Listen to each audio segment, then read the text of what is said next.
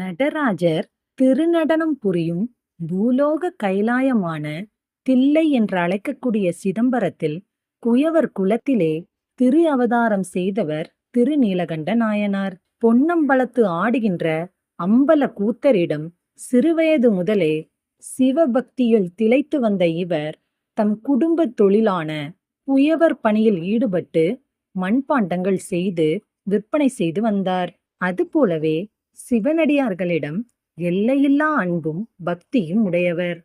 இவர் தனது வருமானத்தில் ஒரு பகுதியை சிவனடியார்களுக்கு உதவி செய்தலையும் மற்றும் சிவனடியார்களுக்கு தான் செய்த மண்ணாலான திருவோடுகளில் சிறந்தனவற்றை இலவசமாக செய்து கொடுத்தும் திருவோடுகளில் அமுது படைப்பதையும் வழக்கமாக கொண்டிருந்தார்.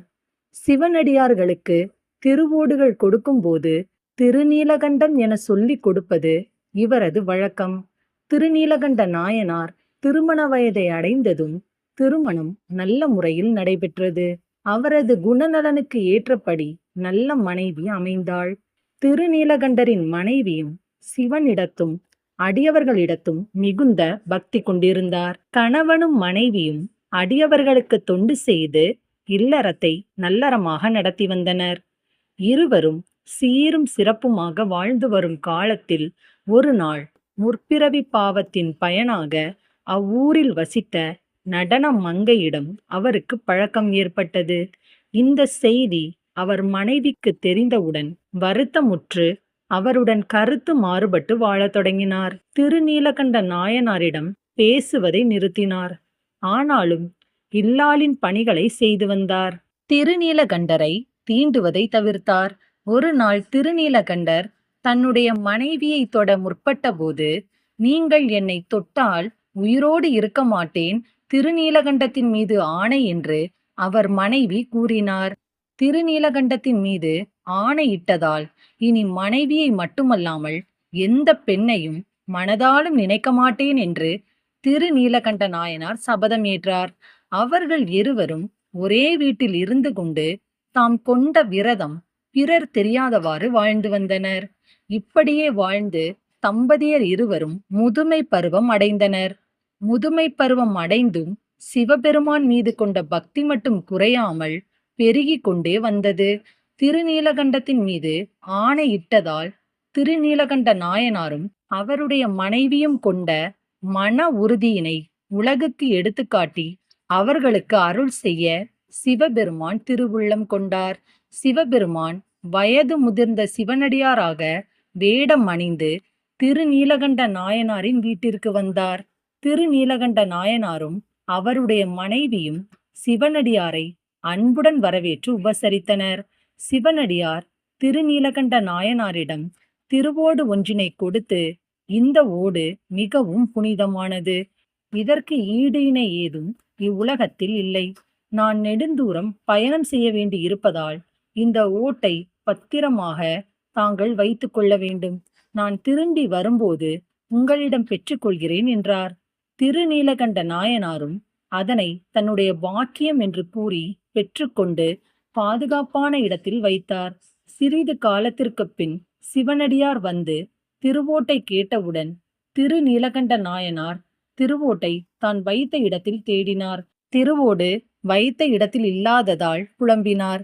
மனைவியாரிடமும் விசாரித்தார். வீட்டின் எல்லா இடத்திலும் தேடியும் திருவோடு கிடைக்கவில்லை. சிவன் அருளால் ஏற்கனவே அது மறைந்திருந்தது. வீடு முழுவதும் தேடி சிவனடியாரிடம், நீங்கள் கொடுத்த திருவோட்டை காணவில்லை, அதற்கு பதிலாக வேறு திருவோடு தருகிறேன் என்றார். என் திருவோட்டிற்கு மாற்றாக நீ எதையும் எனக்கு தர வேண்டாம். என்னுடைய திருவோட்டின் பெருமைகளை அறிந்து கொண்டதால் நீ அதனை உன் வசம் வைத்துக் கொள்ள பார்க்கிறாய்.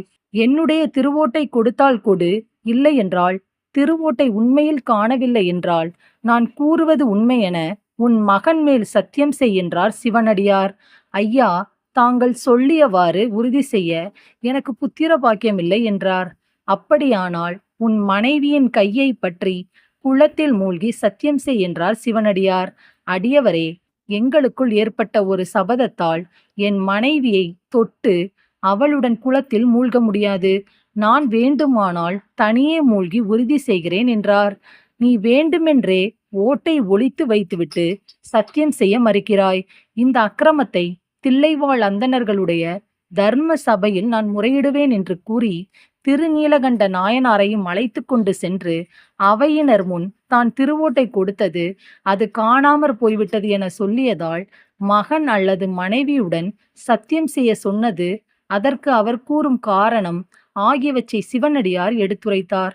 தில்லைவாழ் அந்தணர்களும் சிவனடியார் சொல்வது போல சத்தியம் செய்து கொடுப்பதுதான் நீதி என்று கூறினார். இதனை கேட்டதும் கண்கலங்கிய திருநீலகண்ட நாயனார் மனைவிக்கும் தனக்கும் சபதம் உள்ளதால் அவரின் கரம் பற்றி சத்தியம் செய்ய இயலாத நிலையை வெளியே கூற முடியாமல் இருந்தார். திருநீலகண்ட நாயனார் வீட்டிலிருந்த மனைவியாரையும் அழைத்து கொண்டு தில்லை திருப்புலீசர கோயிலின் முன்னுள்ள குளத்தை அடைந்தார். திருநீலகண்டத்தின் ஆணையினை காக்கும் விதமாக மூங்கில் தடியொன்றில் ஒரு முனையை தாமும் மறுமுனையை மனைவியும் பிடித்து குளத்தில் இறங்கினர். அதனை கண்ட சிவனடியார் மனைவியின் கைப்பிடித்து குளத்தில் மூழ்க வேண்டும் என்ற நிபந்தனை விதித்தார். இந்த நிலையில் தம்முடைய விரதத்தை யாவரும் கேட்க சொல்வதைத் தவிர வேறு வழியில்லை என கருதி திருநீலகண்ட நாயனார் அந்த வரலாற்றை ஆதி முதல் கூறிவிட்டு குளத்தில் மூழ்கினார். இருவரும் குளத்தை விட்டு எழும்போது சிவன் அருளால் முதுமை நீங்கி இளமை கோலத்தில் தோன்றினார்கள். அந்த அற்புதத்தை கண்ட தில்லை அந்தணர்கள் அதிசயத்தில் உறைந்தனர். அருகில் இருந்த சிவனடியாரை தேடியபோது அவரை காணவில்லை. அப்போது சிவபெருமான் உமை அம்மையுடன் காட்சியளித்து, புலனை வென்றோர்களே, இளமை பொலிவுடன் எம்மை நீங்காதிருப்பீர்களாக என்று வாழ்த்தினார். அவர்களை திருநீலகண்ட நாயனாரும் அவரது மனைவியாரும் பூமியிலே விழுந்து நமஸ்கரித்தனர். பின்பு திருநீலகண்ட நாயனாரும் அவருடைய மனைவியாரும் பல காலம் இந்த பூமியில் சிவத்தொண்டு புரிந்து இறுதியில் சிவனடியை சேர்ந்தனர்.